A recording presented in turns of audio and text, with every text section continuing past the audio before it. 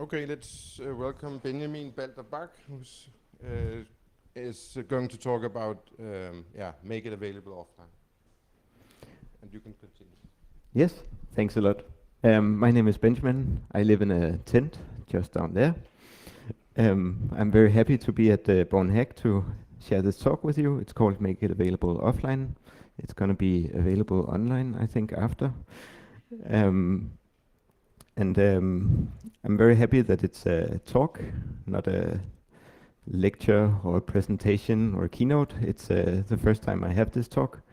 And the talk is about kind of a synthesis of different aspects of offline work.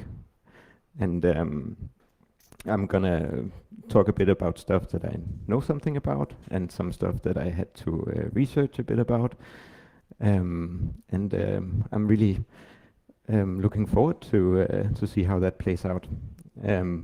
But safety first. This is a security conference, so with this offline, you can of course just unplug your computer. You solve a lot of safety issues.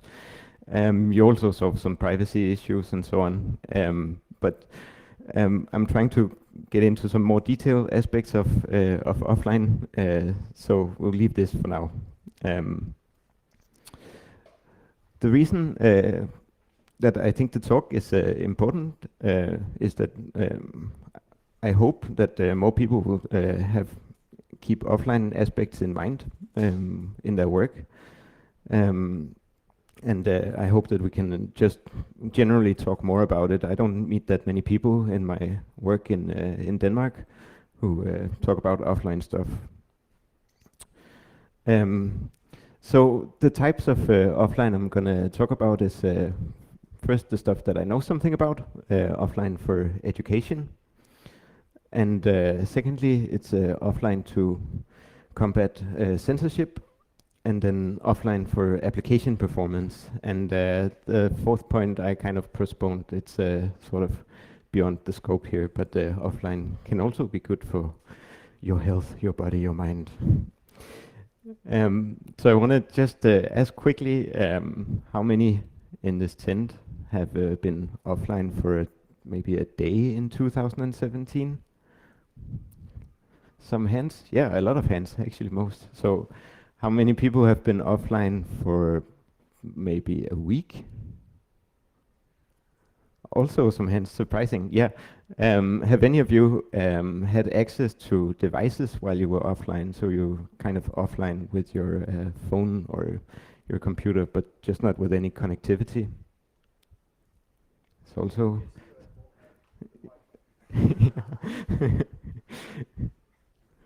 Kramse is not here. Okay.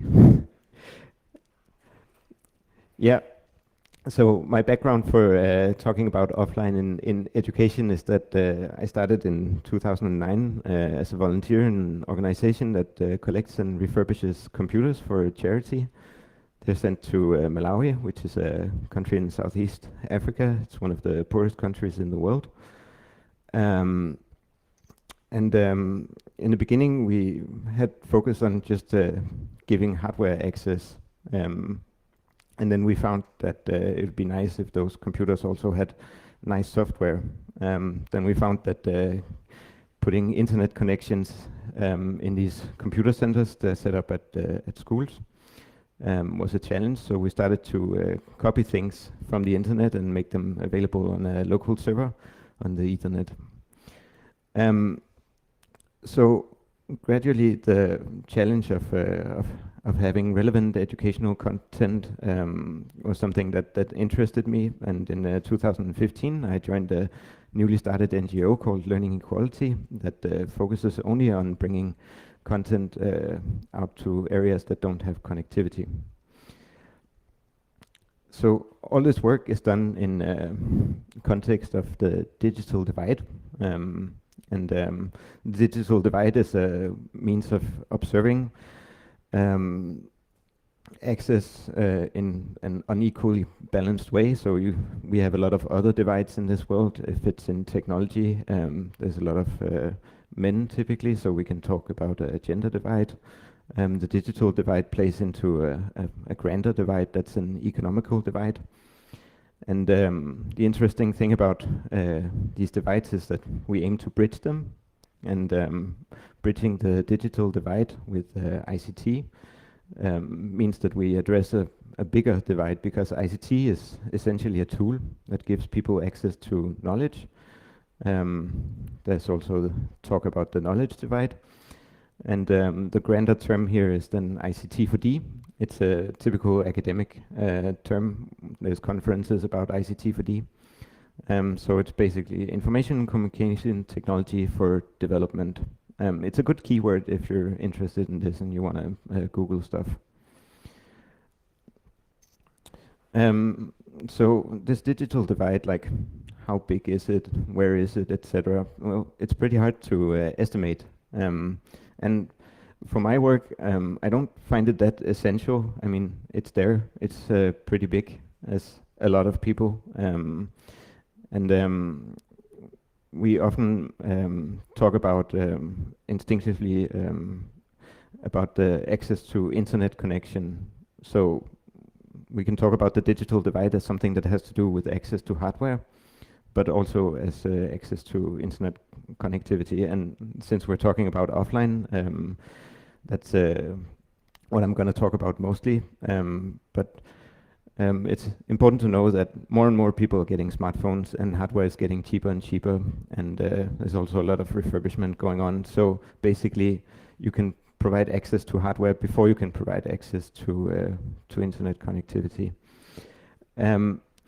So what happens is that divide is getting bigger because education is moving towards being more and more digital. The books are being scrapped, and all of the new updated material is digital. So it's a question of internet connection. So the big figure there says around 40%, but it's also a challenge to understand what that really means. So we can have this as a general rule, is that 2/3 of the world don't have internet access.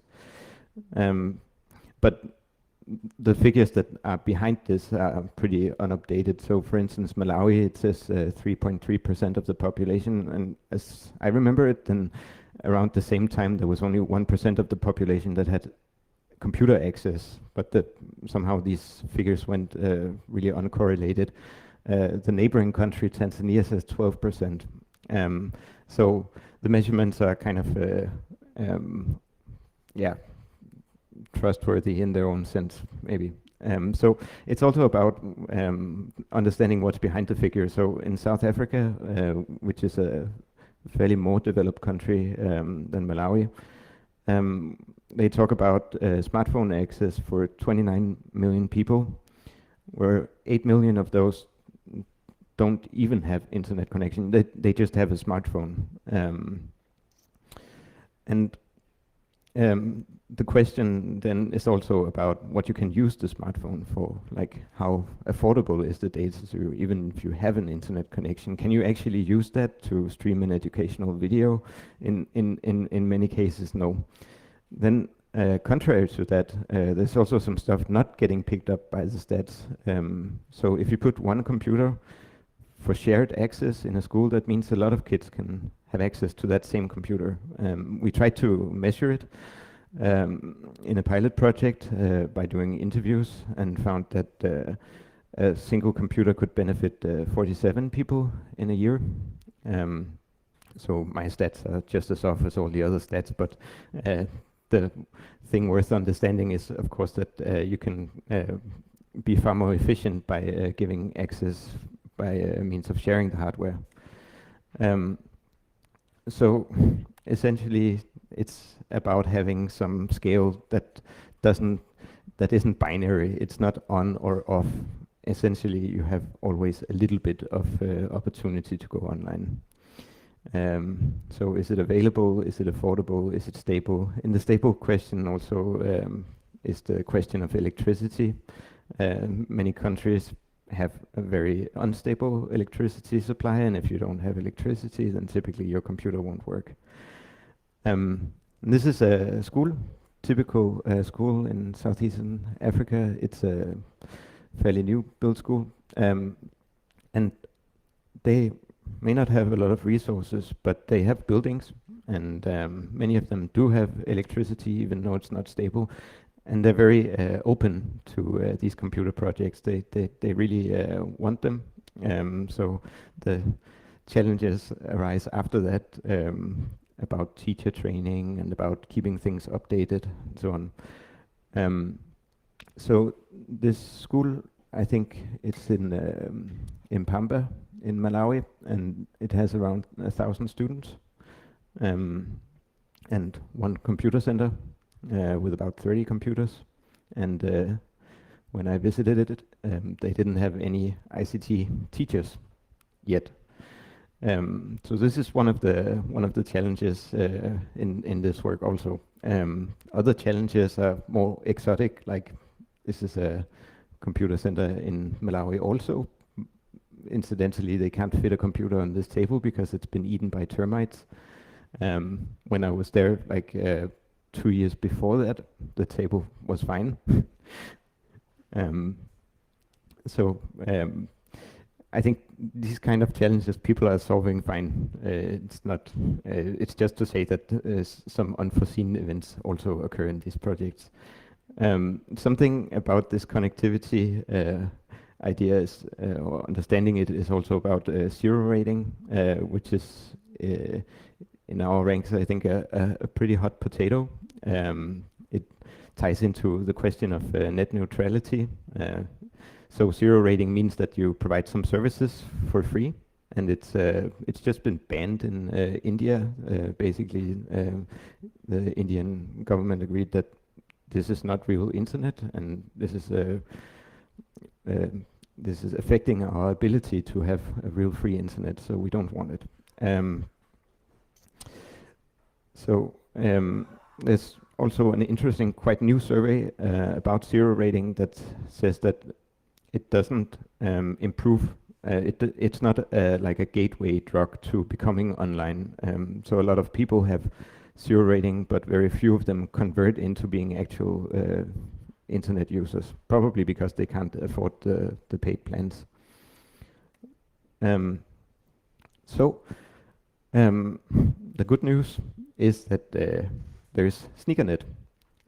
And SneakerNet has always been there, and even though you don't know what it is, you've participated in it. The SneakerNet is the idea that we can share data by means of CDRs in the old days, USB drives, and all this storage media, which is just becoming cheaper and cheaper. So what's the bandwidth of SneakerNet? It's a lot, and it's improving at the same pace that the internet is improving its bandwidth, because the storage is becoming cheaper. So these are technological enablers that enable us to provide offline solutions. And there are a lot of those out there.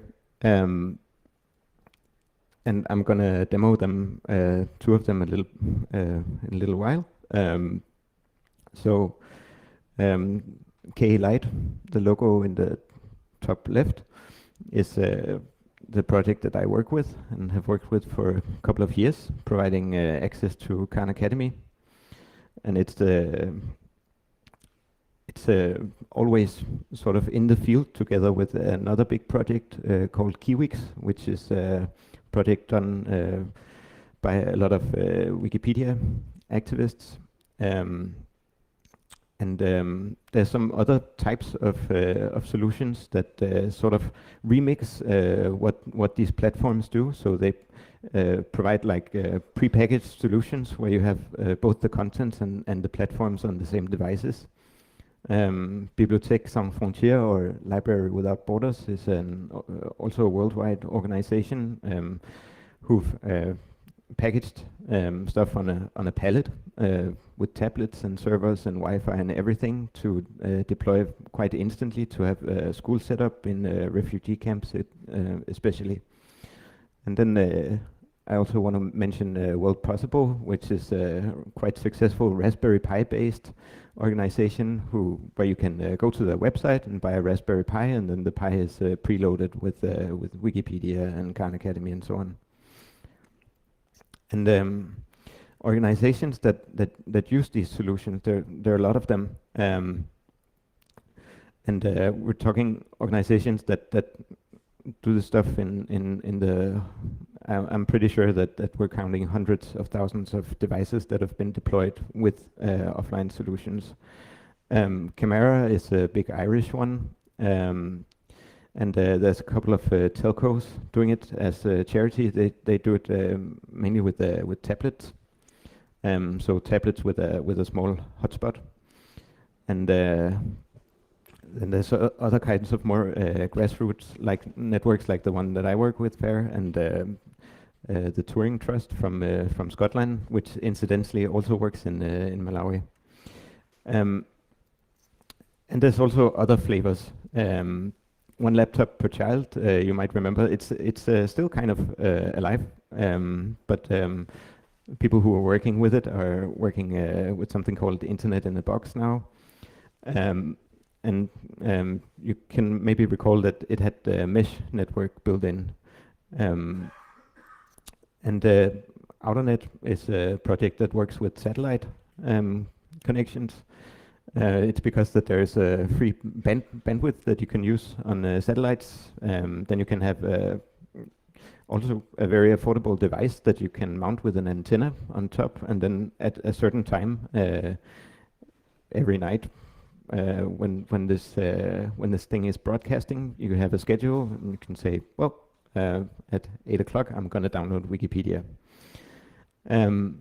Keypod is another interesting approach to save people from the costs of buying a computer. Instead, you can own your data on a USB drive, and the USB drive then has both the data and the operating system, and this is targeted for young people and people who are not super computer literate.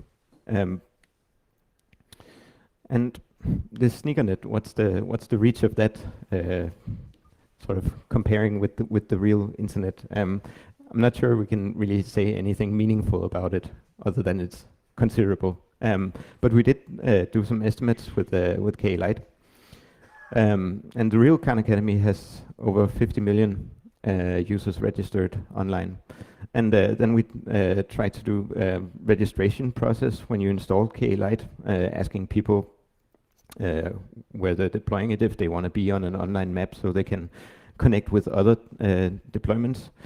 And we ask them how many students are enrolled at schools, etc. We are fairly confident that the estimate is a conservative one because there's a lot of unknowns that don't register. Yet we find that it's over 4 million users, that's students and teachers and so on. So that's quite a lot of users for quite a small software project. It's quite a lot of users for an open source software project. I'm gonna quickly just show you what it's about, how it looks like. So like a live demo. And excuse me if I have to drag around some windows now. I want to show you KeyWix first. Just quickly, the idea of KeyWix is that it's a desktop application that you can install, and then you can read these SIM files. And the SIM files are the containers of, for instance, all of Wikipedia. So KeyWix also works on smartphones, on Android and iOS, and it certainly works on a desktop too. Let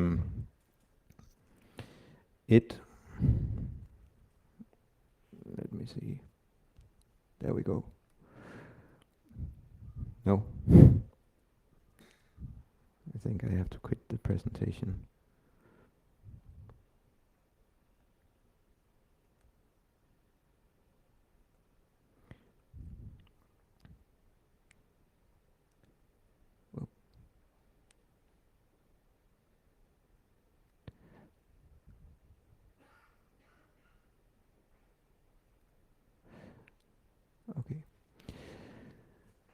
So it has a kind of what could look a bit like an app store. This is where you browse all of the available sources of content, and then you can click download.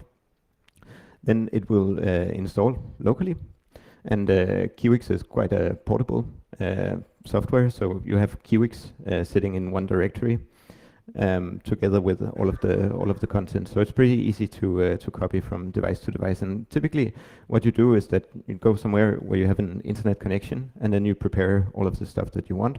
Then you put it on some device that you want to deploy, copy from device to device. What's really cool about it is also that it has a great search index. So I haven't run the search index yet for Wikipedia. It's quite time consuming. So the Wikipedia file is about 60 gigabytes, and indexing it creates another like 50 gigabytes. But you can also download the indexes from other sources if you don't want to generate them locally, which I recommend. Other than that, it should. Oh, it hasn't opened my sim file. Okay. So it's now asking if I want to create a search index. I'm going to say no because that takes maybe a week. At least without the search index, I can still type in titles of stuff. So it completes pretty well, and this gives you like the same experience as actually being online. One of the other features is that it can easily launch a server, and then you can make it available to others. Yep.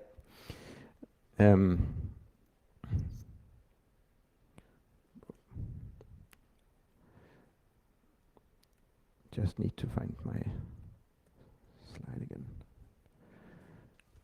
There we go. Okay, so what's behind this is an open standard, this OpenSim storage media, it works in a way that same way as you can choose save as in a browser, then you get a static snapshot, or you can use wget. So you feed the library, the sim builder folder, and then it'll generate a sim file. And from all of the clear text in your HTML document, it can then move on to creating search indexes. And there's a lot of stuff available, as you just saw. TED Talks are some of the others that doesn't have so much to do with text, but mainly consists of videos. There's also WikiLeaks. Then there's Project Gutenberg, which is a project that has, I think, 50,000 books that are free in terms of licenses. Then K-Lite is the next one I want to show you. I should have it in my browser, which is also on the wrong screen. So it looks like this. Comparing it to Kiwix, and the differences here is that Kiwix is a static kind of a library thing, and K-Lite taking from Khan Academy ideas and trying to align to the way that Khan Academy works provides an interactive experience. So Khan Academy consists of videos that you can watch. So we have the videos sorted the same way that Khan Academy does, but with a different kind of interface. And what the student does is, I should maybe add, I think the video count for English is about 8,000 videos. It goes from the lowest school level and up until university levels. So students can teach themselves by watching a video, and then this guy called Sal Khan will explain how to do stuff. And when you're done watching the video, you can solve exercises. And teachers can pass out accounts for the students, and then the teachers can navigate to something we call coach reporting to look at this classroom overview. And so even though it's offline, it's still using the same patterns that we'd see on an online solution.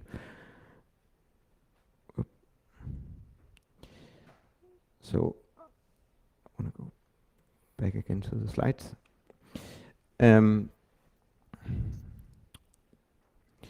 Both Kiwix and K-Lite have a lot of different languages. So know that Wikipedia is available in a lot of different languages. None of them are missing in Kiwix. They're all automatically built. And the same thing for K-Lite is that Khan Academy is available in Spanish and French and Swahili and Portuguese and even partly in Danish. So after this venture with K-Lite, which was originally an internship project that just grew because it was so useful, we had very good support to start a next generation offline platform. So this one is called Colibri. And the difference from K-Lite is that it doesn't just work with the Khan Academy anymore, but we try to create a concept of channels where any kind of open educational resource can be ported to the platform. And we do, this is possible through something that's done online, so people can use a website for this content curation. They log into the website, and then they have access to all kinds of resources, and typically to improve and to avoid just dumping content. It's very important to align it to local curriculums. All countries have their own method of teaching, and you don't just copy Khan Academy anymore, but you can sort of reorder and reorganize all of the subjects as you want and combine them with other sources. It's supported by some big organizations, and it has a lot of deployments. And I think in around October, November-ish, we'll have a public launch of it. But we're working our very best. And a nice glimpse of what it looks like. Maybe this looks a little bit messy. It's from one of our testers. But you can see in the background is the screen where you import these channels, and in the foreground is the server. So essentially, you're using a browser to navigate the user interface, and in the background is a daemon. So online, you've created a channel, your own channel. It has a unique ID, and you input this ID in your installation, and then it starts to fetch all of the contents for this specific channel. But there's also other ways of deploying stuff offline. What I really like is the Ubuntu Debian mirrors are super easy to make available. It's the same method that you use for creating mirrors. And then you can do network installations, because that's a lot easier than going around with a USB from computer to computer. And then after installing the default version of Ubuntu, which used to be Edubuntu, it's unfortunately not available anymore. But then people have access to all of the software. It's like, I think 40,000 packages. One of the packages that's really nice is Scratch, which Amon is going to talk about later, which I've also seen some incredible results with. So what you can also add is like you have a network, you have an HTTP server, so why not create an intranet for the school? Then we can leverage network file systems and Samba shares, so that people can share documents in the local network, so they don't have to, if it's a teacher who's handing out an assignment, they can save paper, or they can save the time of having to copy from USB to USB. And this has actually been pretty easy to explain to people. Then I also encourage, if you're just randomly popping by a country that doesn't have nice internet connections available, bring ISO images of your favorite distros, because people are really interested in that. And I've seen often that on online forums, people are asking if there is someone available in their city who happens to have a copy of this ISO image, this and that. So it's nice to just carry around a collection of those. And then remember also to bring documentation, because your typical way of Googling everything is really slow and tedious. So just download stuff as PDF. It's actually really useful. This is a picture of another school center in Malawi. And yeah, this is how the state of the art kind of looks. All of the computers in the picture are donated by some companies in Denmark. Then they're refurbished, and then they're set up in a nice network like this. And just to recap on that, there's a server, there's a local area network. You can discuss whether you want Wi-Fi or not, but the Wi-Fi doesn't give you the opportunity to create network booted installations. Then you can discuss if it's good with laptops. They have batteries. Desktops, they're very easy to fix. Or thin clients, they don't use that much power. Tablets too. And what's really nice to also add is a projector and a printer. And essentially, in the end, even though it's offline, that might not sound so sexy, it's also internet ready. So you have a setup that when the day comes and there is internet, you can plug it into the server.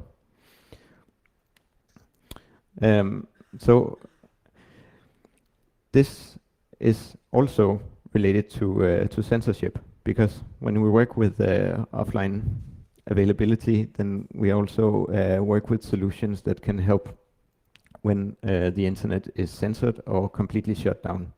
And this is something that's really picking up speed. We talk about just the kind of normal censorship where you remove some website, and there's technologies that are improving in this area.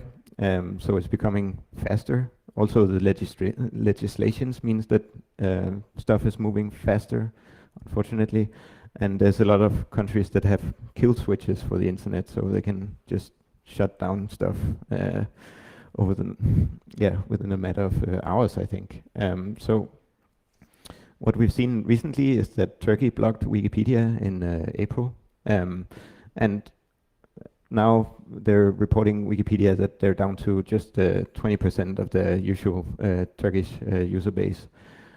In Cameroon, we saw 93 days from January, I think, of sort of a punishment for an English-speaking province. It has Cameroon's fastest growing innovation hub, like a small Silicon Valley for them, and it was really devastating. Then we've seen unrests in Ethiopia around the Oromas, and also in the north where there are conflicts. And the government has been shutting down connectivity in big areas just here and there whenever there's a problem. Sometimes they talk about it's because of cheating at national exams. It can be a legitimate thing. I think I've seen it where it seemed like a excuse or a lie. It's because the students, they don't want the students to share the solutions to the exams, right? In Iraq, they've been shutting down the internet every time there was a national exam in 15, 16, and 17. In the beginning, they shut it down for 3 hours. Now it's down to 1 hour. And then there's some even scarier technological advances that I guess require deep packet introspection on various levels. So Russia is saying that they've banned VPNs and proxies and Tor. I don't even want to know what technology they use to ban it. But yeah, it looks like this. So Turkey sent out a message to the telcos to block Wikipedia, and pretty soon after it was blocked. We can find outages by looking at DIN research or RIPE Atlas, who have these static probes around the world.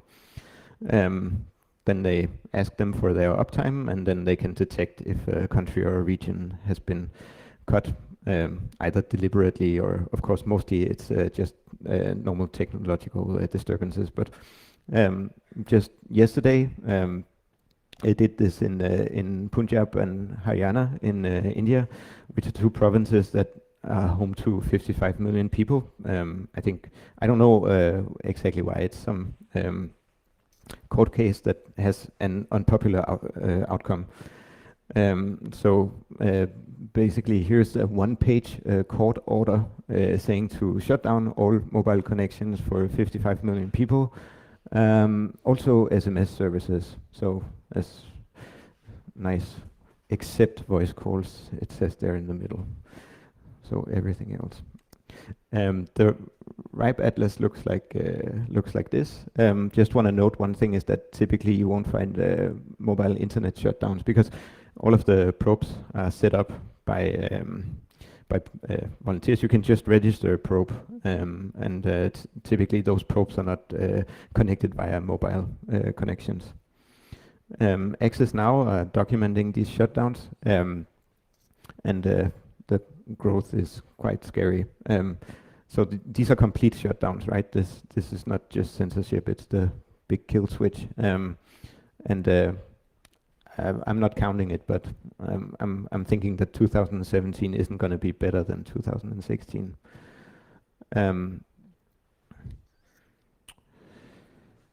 So we want to make data available offline because of that.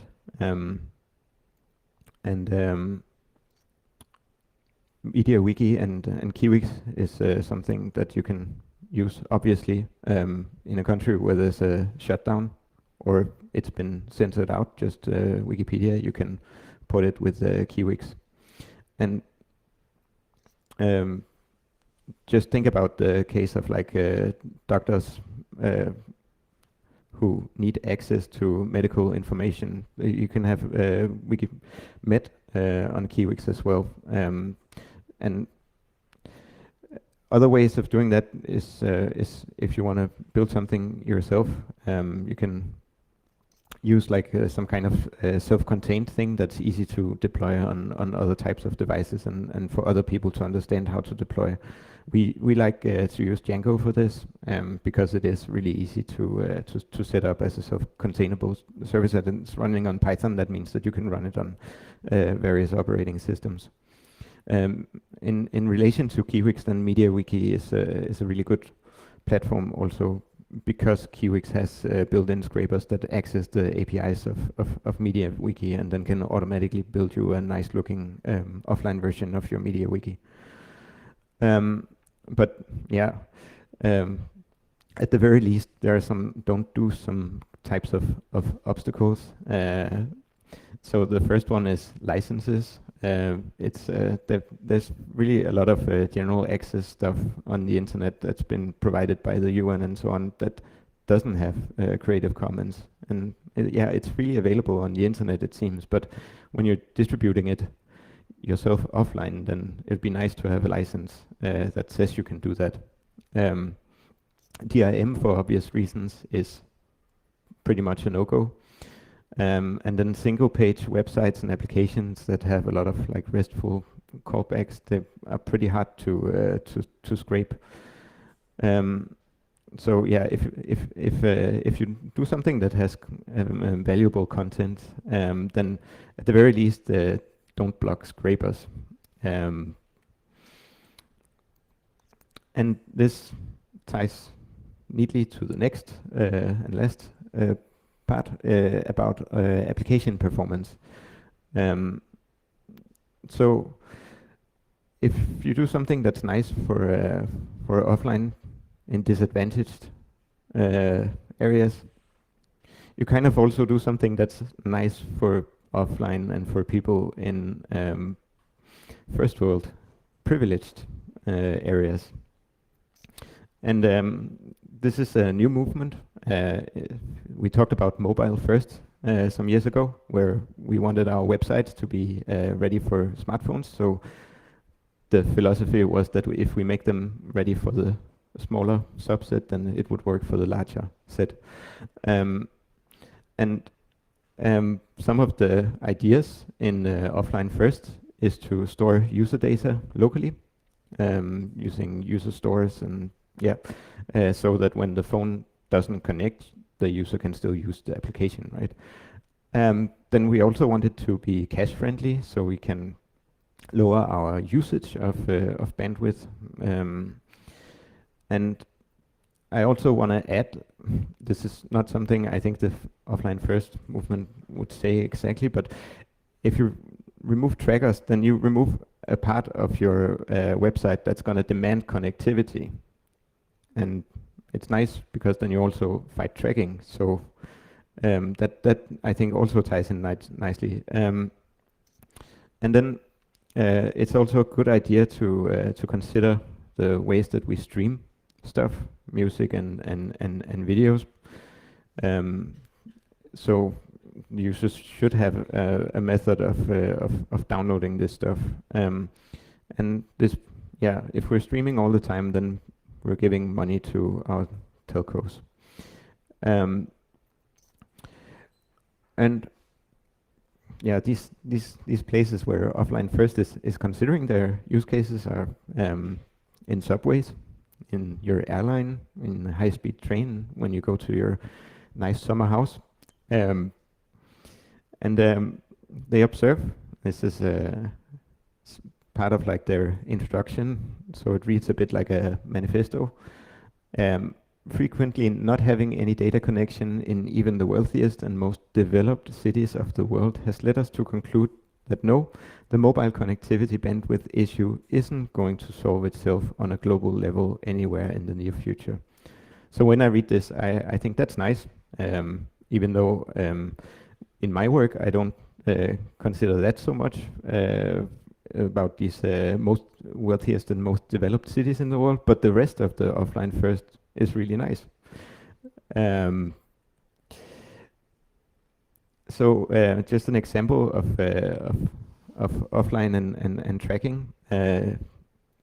We put a lot of stuff in cloud storage networks, and so every time someone is asking for this jQuery library, they're sending a hit to Google. So this library could also be stored somewhere else. So it's easier to scrape, and we put a lot of other things in the cloud. It's just becoming like this copy paste phenomena, so to say. We don't want the standard font, so we just go to Google Fonts and then we add some font from there, and we add tons of embeds and iframes, and I've added this your whole database question because it's also a thing that we've started to put in the cloud, so it's kind of like detached from our web application. So I know that there are legitimate reasons for doing all these things. What I'm saying is that it also causes other issues when you want to make stuff portable offline. This offline first movement is really active. I was surprised and happy to find it. And they met up in Berlin in April. They've had a bunch of sort of retreats where they discussed offline first ideas. So I'm definitely thinking about joining that. That this is sort of to wrap up my slide. Nice to see that there are other people doing offline stuff with a direct address of this offline problem, and not just about optimizing stuff. The big questions in this. So what I hope I've given an impression of is that when we deal with offline, there are a lot of side effects, positive side effects from working in one compartment of offline and to the next. But you can also philosophize about if making things available offline is in general picture just a good idea, even though we have connectivity. You can say that on this discourse we're on, then everything is becoming more and more dependent on connectivity. And nowadays, these are not even questions. I guess they're kind of facts now. Without being online, you can't do a lot of things. You can't read this book you got. You can't stream your music. You can't buy things and so on. So by doing things that are offline, we are setting a different course.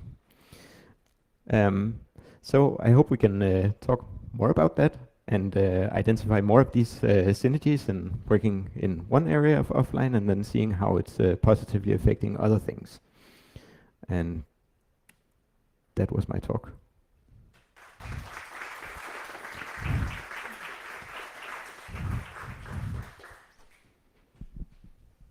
Yeah, thank you. Yeah, so I have actually the question with regard of this zero rating, like the case you talk about India, I'm guessing you're talking about Facebook, right? Yeah. So we heard this history of Facebook that want to provide a lot of people in India with this internet connection, but just free when they access Facebook. So wouldn't it be that bad that we take a subset of the internet and we can provide this global local communication for a lot of Indians, so they can actually share the feeling that we have when we communicate with somebody that's far away from us? Like this morning we were talking about somebody, you were speaking with somebody who was an Italian, right? So you still get this feeling, it's a small subset, but it's probably the most important thing is the communication, right? So the exchange of information. So what is your point on this with regard of Facebook doing? Yeah, I guess I've been pretty opinionated against Facebook's idea of free basics. And there are arguments. There are people who are from ICT4D saying the opposite, saying that free basics is a great idea, and for good reasons like that, because free basics does give you communication. But I'd go to say that the sneakernet is not something that has a gatekeeper. You could say that if you deploy something offline, then you're also kind of zero rating it. You're also just giving access to a small subset. But this is a part of the sneakernet, and no one is actually taking any money for putting other things in addition to that on it. Facebook has really made a lot of noise about this internet.org stuff. And what I think is harmful about it is that it's a solution that looks like it's not going to come about in the next many years. It's about drones providing internet connection for all of Africa, and I think the threat is maybe if it makes us fall asleep and say like, oh, it's going to be there in some years. I'd say no, it's not going to. We have a lot of work to that we should do. I mean, I feel compelled to give people access to information that they need. It's almost like a moral thing, and I think in the same sort of moral aspect, then boosting your company and gaining market shares and so on. It's not the kind of way that I want to work with giving information access. Yeah, and you were just mentioned with moral. So also Facebook have these issues in Denmark because Denmark is a very liberal country, and nudity is not that big of a issue for us. So a lot of pictures get censored on Facebook because you're probably showing a bit of too much for the American or Facebook corporates way of doing stuff. So you actually say this with the gatekeeper. Why should a private company probably be the gatekeeper the internet that's provided for other people, right? Yeah. Yeah. And you know, Facebook has a lot of resources to be gatekeepers. Luckily, we don't have resources to be gatekeepers. So, I mean, if someone asked us to remove information from the sneakernet, I'd be like, huh? Crime. Yeah, so you mentioned that if we do travel to some of these places, we should bring ISO images of all our favorite stuff. But how do we get in contact with the people who need these things? That's a good question. But yeah, first place to look up is the universities and ICT departments there. You can definitely meet people there, and you'll be surprised of how little internet there is at a university in a country with 3.3% internet users. So an example is that one university in northern Malawi it was in 2013. They had 1 megabit internet connection for the whole staff, for all of the 2,000 students. They were really working hard in the internet department to share this connection. They were doing all the sort of internal net neutrality no-goes to say that like the administration can do this, but the students can't go to YouTube and so on, just to make this 1 megabit work. I think now they're up to 10 megabit a couple of years later. But yeah, you'll find them at universities and online for sure. There's a question down there. Yeah, thanks for the excellent talk. I had a question about the Zim Wikipedia mirrors and the update mechanism for that. Well, several questions. One is how incremental updates work. I assume you don't want to download the whole thing again when you get an update, and also how long the turnaround time is between snapshots. I assume it's not able to be continuously updated, where I can just go online and get all the changes since 6 hours ago when I last did it or something. And also about the authenticity. If somebody wanted to censor Wikipedia and then people are using this, maybe they find a way to provide fraudulent updates that aren't the complete Wikipedia. So if there's a way to verify the authenticity of those updates. Yeah, those are really good questions. I also would miss a better incremental way of updating the SIM format.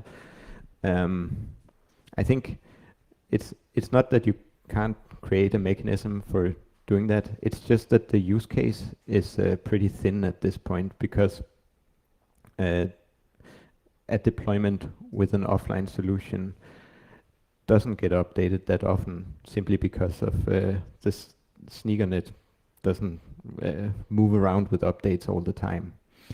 I think that they rebuild the SIM files a couple of times a year. But of course they also rely on server resources, and they have to negotiate with the Wikipedia server stuff when they're scraping, that they don't just scrape. So in KA Lite we do have incremental updates. So if year one you get all of the videos, the next year there are more videos. You don't have to re-download the ones that you already had. Then about verifying the authenticity, I guess you'd have to trust the publisher of the SIM file, which is the KeyWix project.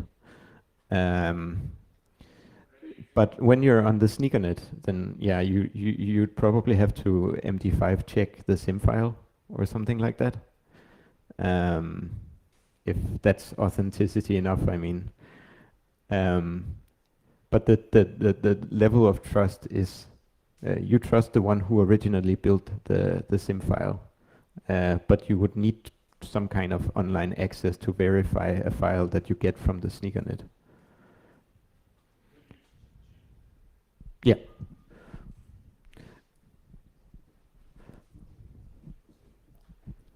Hello, has anybody considered satellite internet to the African continent, and would that be a good idea, as for instance a UN project or something? I never worked so much with the satellite connection. I was always just told they're really expensive. So what I observe is that there's a lot of dishes. There's a lot of people doing dishes in Africa, and a lot of them look really rusty and unused. And I don't think that it's a maybe it's not really a problem of maintaining the dish. It's just because you have to pay for the subscription. So as far as I know, it's just really expensive. Good news is for connectivity in Africa is that some countries are really progressing with it in a sort of unregulated and commercial fashion. That there are telcos who are rolling out fiber, not just along the coastline but also inland. And the fiber cables are cheap and they are easy to deploy if you sort of do it in a locally. So what I've seen that's really successful is that they use local wood to build the mast, the carrier for the fiber cable, and within a matter of, I mean, they can roll out hundreds of kilometers per month this way. Maybe not per month, but per year at least. Yeah.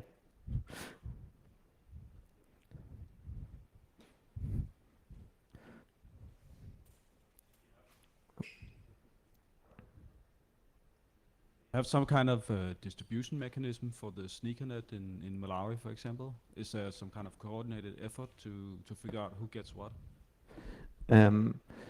No, but that's a really good thought.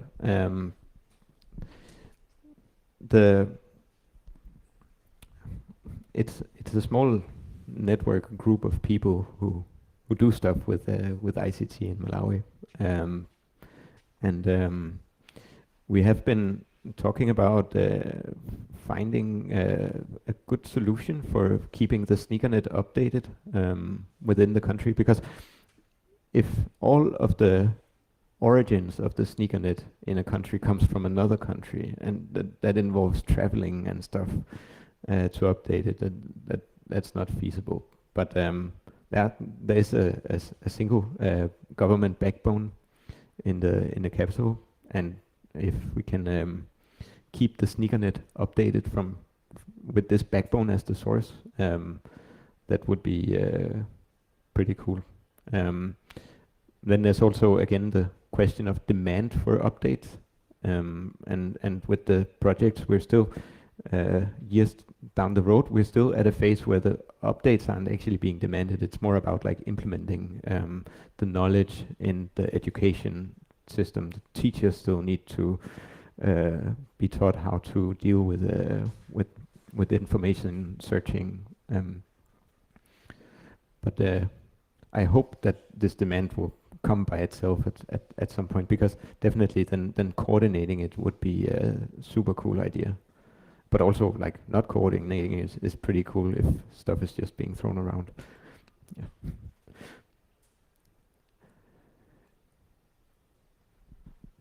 No more questions? No. Thanks a lot. All right. Thank you.